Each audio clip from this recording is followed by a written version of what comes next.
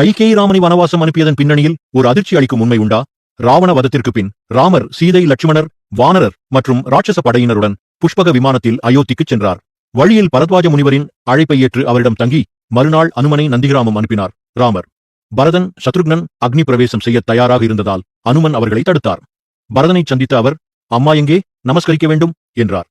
பரதன் கௌசல்யை, சுமித்ரையை காட்டிய போதும் அனுமன், உன்னை பெற்ற தியாகி கைகேயி எங்கே என்று கேட்டார். பரதன் தயங்க அனுமன் உண்மையை வெளிப்படுத்தினார்.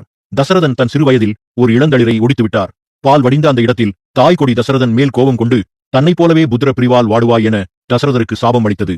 பின் ஒரு நாளின் கண் பார்வையில்லாத சிராவணனின் பெற்றோராலும் சபிக்கப்பட்டார்.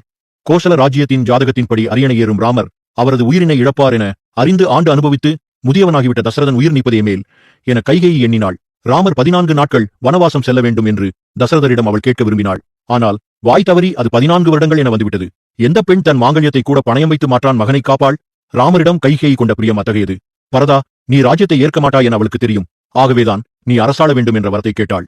ஒரு கால் நீ பதவியேற்றால் ராமனின் உயிர் காக்க உன்னையும் இழக்க அவள் தயாராக இருந்தாள். தவறாக புரிந்து கொள்ளப்பட்டாலும் ராமனை பாதுகாக்கவே இவ்வாறு செய்திருந்தார் என விளக்கினார் அனுமன்.